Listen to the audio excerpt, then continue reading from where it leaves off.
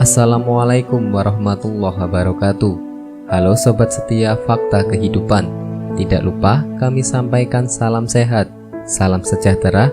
Semoga tercurah segala bentuk kebaikan dan juga kita semua dalam lindungannya. Seperti biasa, kita akan berbagi kisah dari yang unik, menarik sampai bikin nangis. Mari kita simak kisahnya.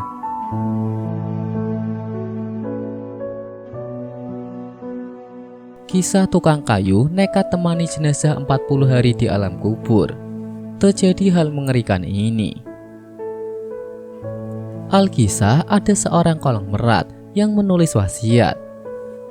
Barang siapa yang mau menemani jenazahnya selama 40 hari di alam kubur setelah meninggal dunia, maka akan diberi separuh hartanya. Lalu ia bertanya kepada anak-anaknya, apakah sanggup menemaninya di alam kubur nanti? Kemudian anak-anaknya menjawab, mana mungkin kami sanggup menjaga ayah, karena pada saat itu ayah sudah menjadi jenazah. Keesokan harinya dipanggil adik-adiknya dan bertanya hal serupa, yakni menemani selama 40 hari di alam kubur setelah dirinya meninggal dunia. Imbalannya sama, diberikan hadiah separuh harta sepeninggalannya. Apakah engkau sudah gila? Mana mungkin ada orang yang sanggup bersama mayat selama itu di dalam tanah? Terangnya seperti dikutip dari Facebook.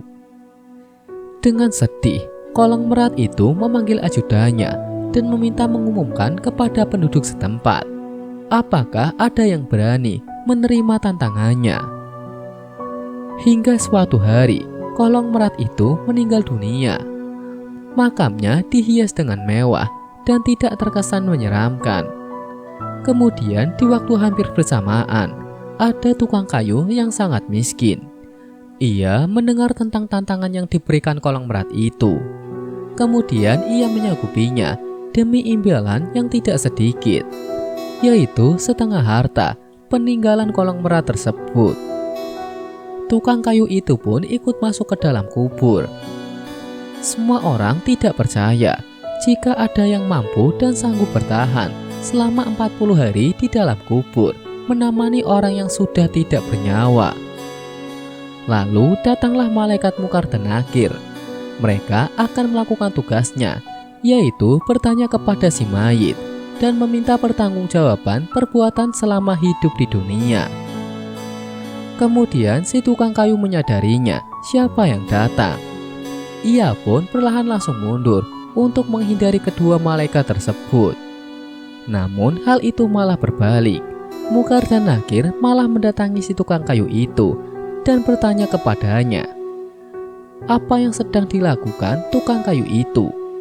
Kemudian si tukang kayu itu menjawab, ia sedang menemani kolong merat itu selama 40 hari untuk nantinya mendapatkan imbalan setengah dari harta yang ditinggalkannya.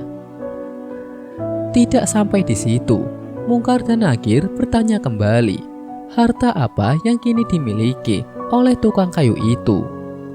Hartaku hanya kampak ini saja untuk mencari rezeki, kata si tukang kayu. Setelah itu, di hari kedua Munkar dan Nakir kembali lagi dan bertanya, kayu mana yang ia tebang dan milik siapa?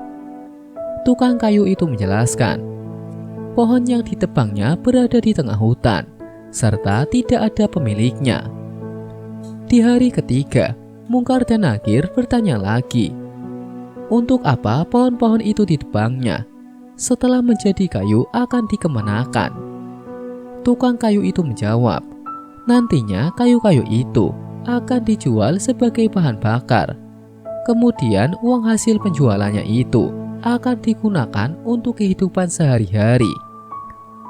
Malaikat Munkar dan Nakir terus datang setiap hari dan bertanya kepada tukang kayu itu, yakni seputar kampak yang dimilikinya sampai hari ke-39.